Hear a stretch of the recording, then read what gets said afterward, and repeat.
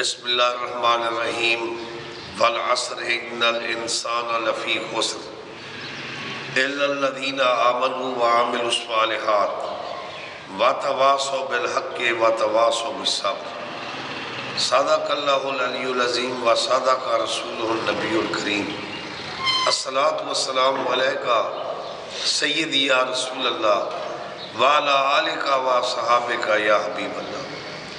اللہ تعالیٰ کی حمد پیارے محبوب کے درود و سلام کے بعد بلا تمہید فقیر سلیمانی عرض کرتا ہے کہ قرآن پاک مکمل ضابطہ حیات ہے جو ختمی مرتبت خاتم الانبیاء امام الانبیاء صلی اللہ علیہ وآلہ وسلم پر نازل ہوا۔ یہ وہ مقدس کتاب ہے جس میں اللہ تعالیٰ نے فرمایا وَلَا رَطْبٍ وَلَا يَابِسٍ إِلَّا فِي كِتَابٍ مُبِينٍ، کوئی تر اور خشک چیز ایسی نہیں رکھی گئی جس کو میں نے قرآن پاک میں بیان نہ کیا ہو۔ لیکن افسوس صد افسوس، میں ٹی وی پر اکثر پروگرام دیکھتا رہتا ہوں، موبائل میں بھی بڑے بڑے علماء کے میں بیانات سنتا رہتا ہوں، وہ روایات سے جڑے ہوئے ہیں۔ امام زہری کیا فرماتے ہیں، طبری کا کیا قول ہے، اور کئی کئی جلدوں کے حوالے دے رہے ہیں۔ بھئی میں علماء کی تحقیق اور ریسرچ کا احترام کرتا ہوں، لیکن چاہیے کہ جب اللہ تعالیٰ کا قرآن موجود ہے اور قرآن پاک میں ہر مسئلے کا جواب ہے تو قرآن پاک سے استدلال کیا جائے۔ اگر حدیث پاک میں روایات ہیں، اگر روایت ہے تو اس کے لیے درایت بھی ہے۔ بعض ایسے راوی ہیں جن کو سیکہ حضرات کہتے ہیں کہ ان کی روایت کمزور ہے، بعض راویوں کو جھوٹا کہا گیا ہے، لیکن روح کائنات کا کوئی بندہ قرآن پاک کی کسی آیت پر اعتراض تو نہیں اٹھا سکتا۔ قرآن پاک کے بعد احادیث مبارکہ کا مقام ہے۔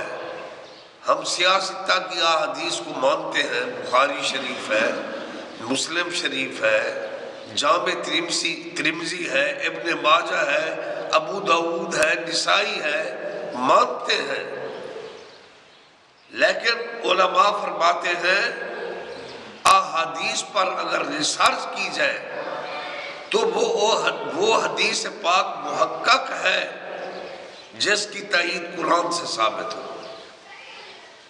جیسا کہ اللہ کے محبوب صلی اللہ علیہ وآلہ وسلم نے فرمایا اول ما خلق اللہ نوری، تو اللہ تعالیٰ نے فرما دیا اے محبوب آپ اعلان فرما دیجئے انا اول المسلمین۔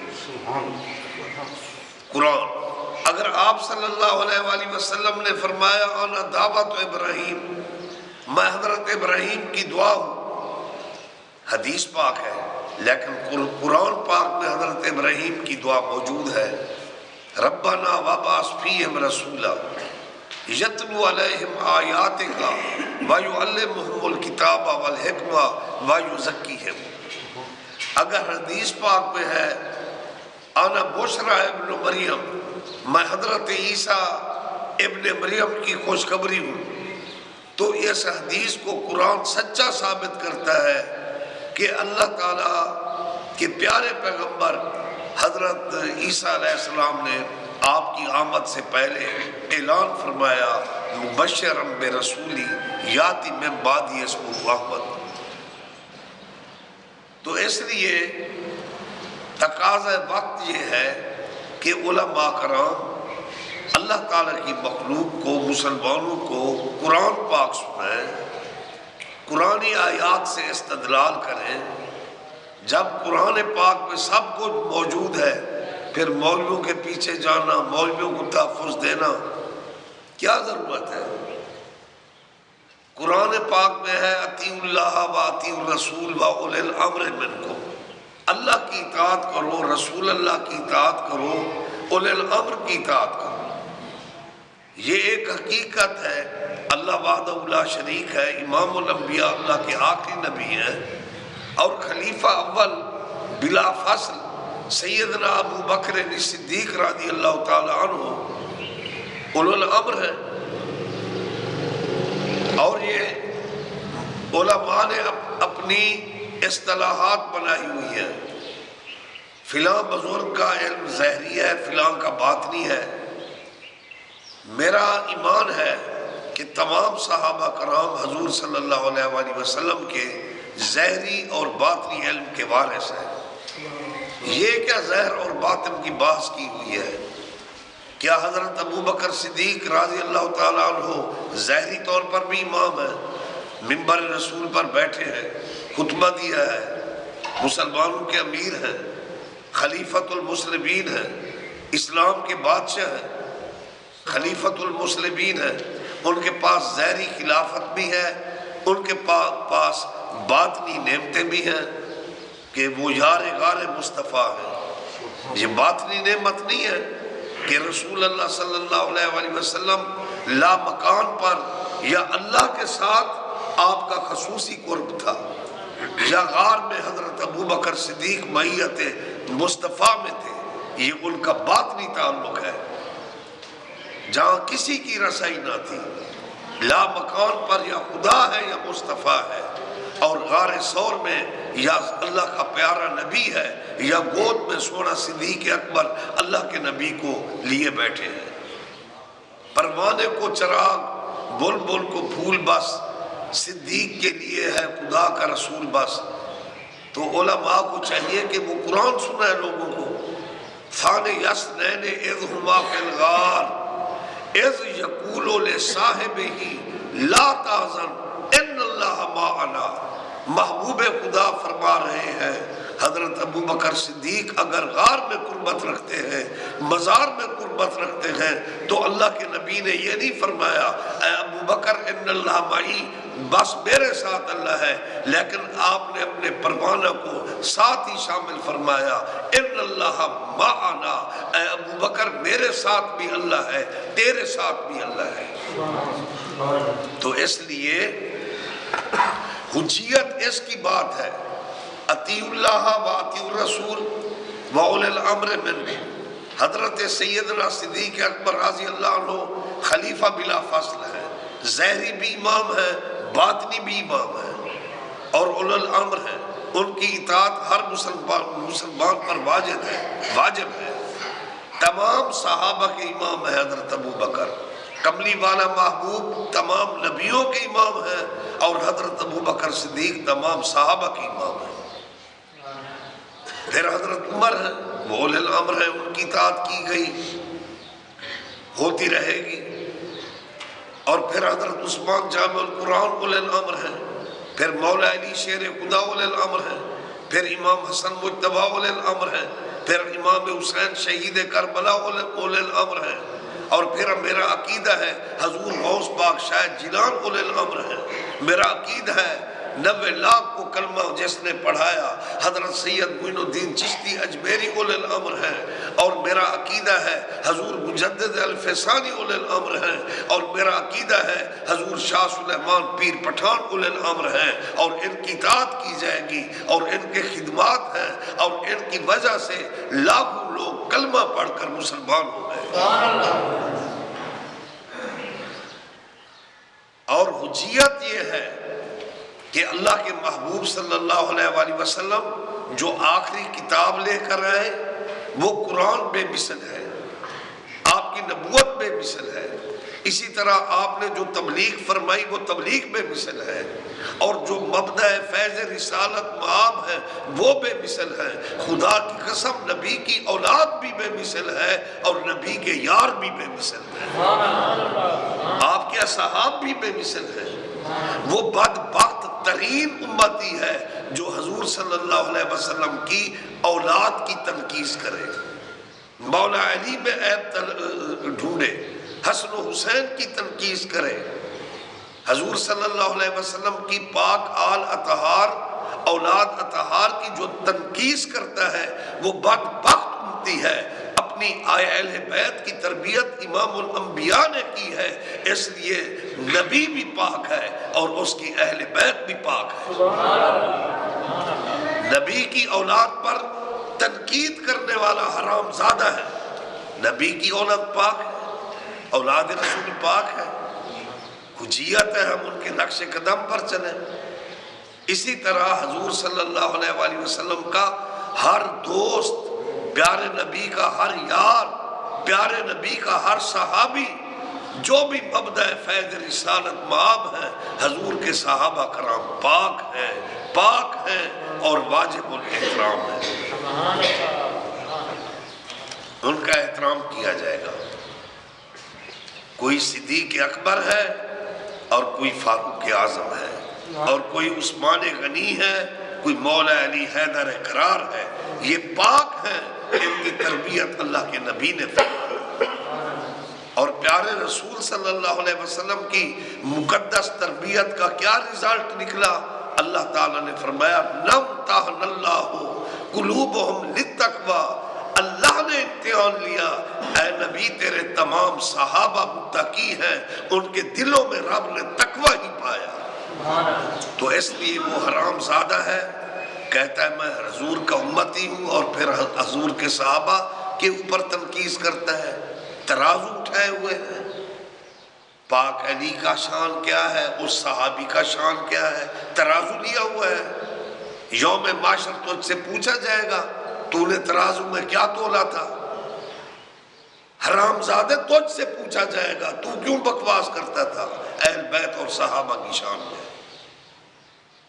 اگر کوئی سیدھا سادہ مسلمان ہے، اس کو چاہیے کہ وہ صحابہ کے نقش قدم پر چلے، اہل بیت رسول کے نقش قدم پر چلے، اور ہم سے ہمارا کردار اور ہمارے اعمال پوچھے جائیں گے۔ اپنے گریبان میں جھانکو، تم کیا ہو، میں کیا ہوں؟ سر تا پا ہم گناہوں میں غرق ہیں، ترازو لیا ہوا ہے، کوئی اہل بیت کو تول رہا ہے، کوئی صحابہ کو تول رہا ہے، العیاذ باللہ۔ یہ تو پھول ہے، پھولوں کو کون سا لانتی شخص تول سکتا ہے؟ یہ تو پھول ہے، مہکتے ہوئے، خوشبو سے لبریز ہے اور معطر ہے، معمبر ہے۔ خدا کی قسم، علی و فاطمہ شبیر و شبر، رسول اللہ دے انوار واہ واہ، ابو بکر و عمر عثمان حیدر، محمد مصطفیٰ دے یار۔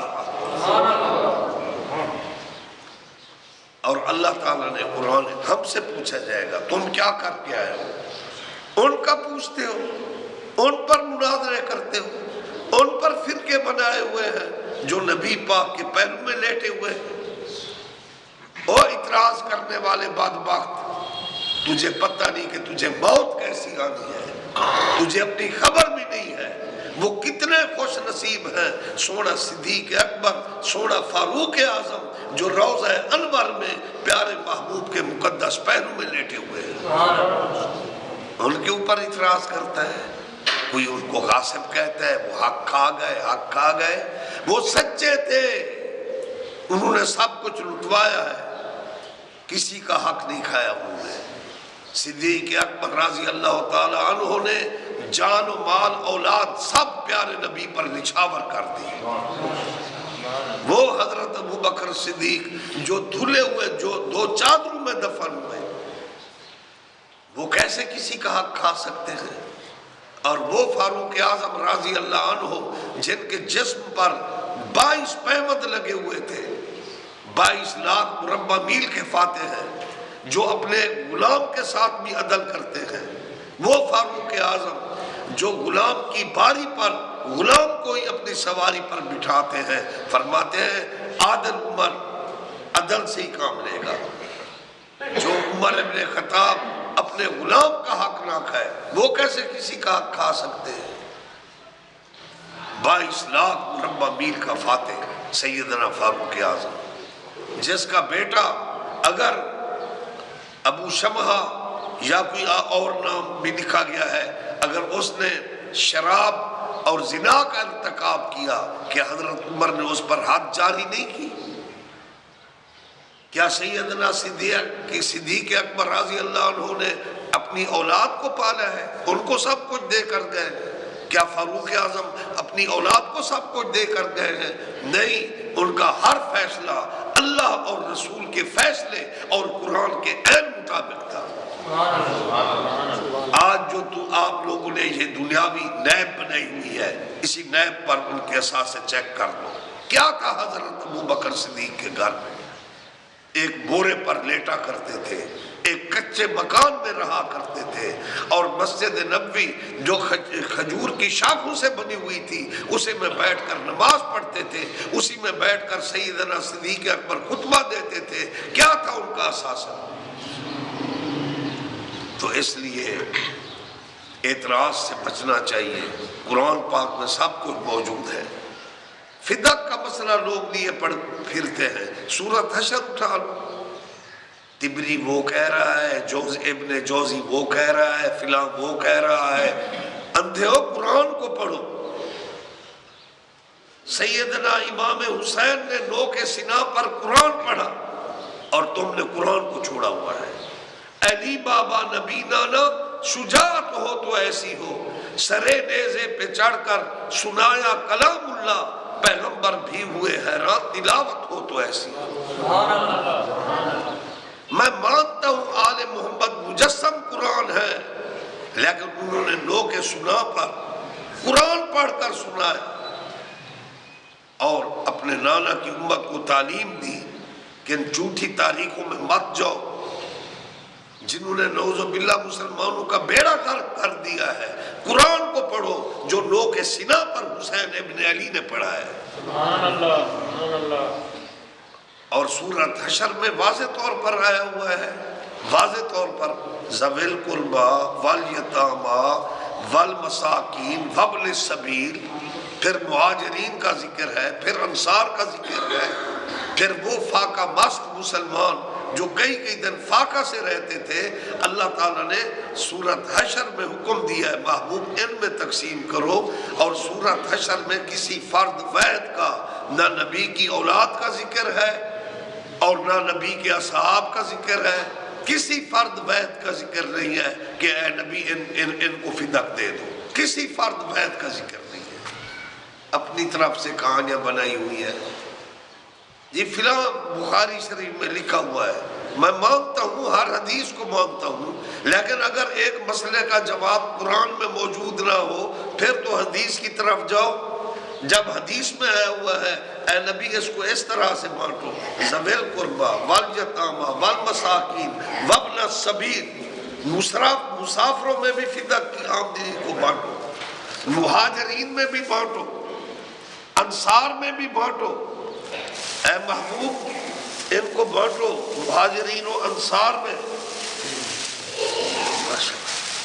درود پاک پڑھو،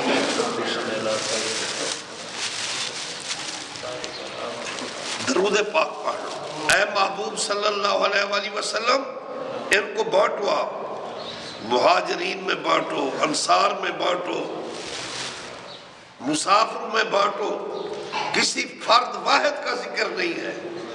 تو پھر ایک عقیدہ بنا لینا،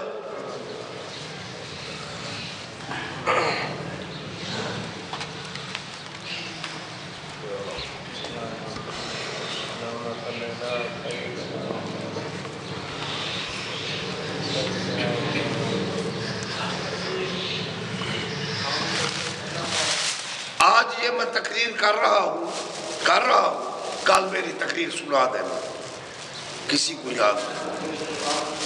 6 دفعہ یہ میری تقریر آپ سن لو، پھر تیسرے دن مجھے سنا دینا۔ 1450 سال پہلے کی کتاب لی ہوئی ہے، عربی پڑھ رہا ہے، اس نے یہ کہا، اس نے وہ کہا، اس نے وہ کہا، تو وچ بیٹھا ہمیں۔ 1450 سال پہلے آپ بیٹھے ہوئے تھے، کیا پروف ہے 1450 سال پہلے یہ باتیں ہوئی ہیں؟ قرآن کو نہیں پڑھنا، یہی مولوی رگڑے جائیں گے، ان کی گردن پکڑی جائے گی۔ حضرت عثمان نے وہ جو ہے نا فدق اپنے داماد کو دے دی، حضرت ابو بکر بی بی کا حق کھا گیا، اور حضرت علی تماشا دیکھتے رہے۔ اے بس کر، جھوٹے لوگوں، اپنے جھوٹ کو اپنے ساتھ ہی لے جاؤ گے اور تمہارا یہ جھوٹ تمہارے گلے کا کانٹا بن جائے گا۔ اور یہی جھوٹ تمہیں جہنم میں لے جائے گا۔ میرا صاف ستھرا عقیدہ ہے، میں نبی کی اولاد کو بھی پاک کہتا ہوں، محمد کے شانوں کو پاک مانتا ہوں۔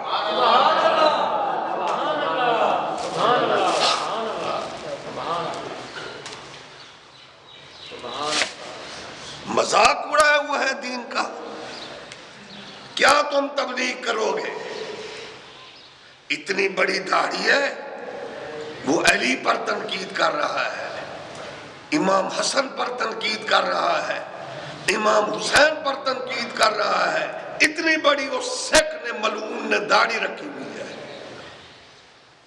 اگر نبی اپنی اولاد کی بھی تربیت نہیں کر سکا، اے ملا تو کون سا دین لیے پھرتا ہے؟ اگر نبی اپنے اصحاب کی تربیت نہیں کر سکا، تیرے پاس کون سا اسلام ہے؟ بتا کون سا اسلام ہے؟ تیری تو شکل بھی یہود و نصارہ والی ہے۔ پرافٹ کے نام پر سود کھانے والے ملا، حسین کے خون کو بیچنے والے کنگڑی ملنگ، گھڑیاں پہنی ہوئی ہیں۔